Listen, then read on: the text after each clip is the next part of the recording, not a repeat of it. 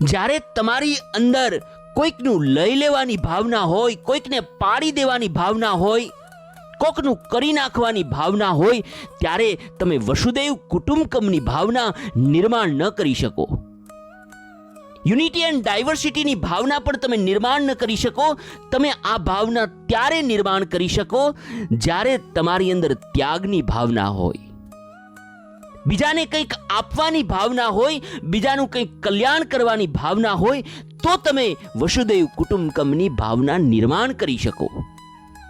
ભગવાન શ્રી રામનો એક પ્રસંગ, જ્યારે લંકા ઉપર પ્રભુ શ્રી રામે વિજય પ્રાપ્ત કરી લીધો અને પછી એ અયોધ્યા ગયા. અયોધ્યાની ભાગોળે પહોંચ્યા ત્યારે પ્રભુ શ્રી રામે હનુમાનજીને બોલાવ્યા અને હનુમાનજીને કીધું કે હનુમાનજી, તમારે મારું એક કામ કરવાનું છે. એટલે હનુમાનજી કહ્યું કે પ્રભુ બોલો, શું કામ કરવાનું છે? એટલે પ્રભુ શ્રી રામે કહ્યું છે કે હનુમાનજી, તમારે ગુપ્ત રીતે ભરત પાસે જવાનું છે.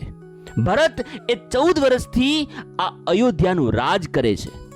અને હનુમાનજી, તમને એવું લાગે કે 14 વર્ષથી ભરત એ રાજ કરે છે અને ભરતને આ રાજ કરવામાં, રાજા બનવામાં રસ છે, રાજા બનવામાં એ આનંદિત છે.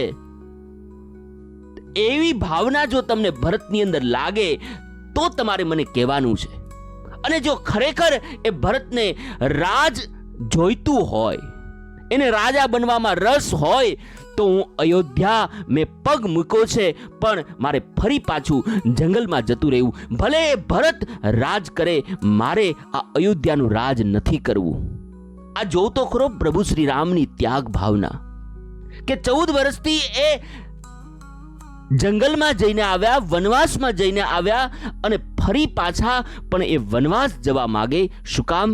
કારણ કે એ પોતાના ભાઈનો વિચાર કરે, એ બીજાનો વિચાર કરે, એ ત્યાગનો વિચાર કરે. સાહેબ, આ પ્રકારની ત્યાગની ભાવના જો તમારી અંદર હોય તો વસુદેવ કુટુંબકમની ભાવના નિર્માણ થાય, યુનિટી એન્ડ ડાયવર્સિટીની ભાવના નિર્માણ થાય. પણ મેં આગળ કહ્યું એમ કોઈકનું કરી નાખવાની ભાવના હોય, કોઈકને લૂંટી લેવાની ભાવના હોય, તો આ બધું સંભવી શકે નહીં.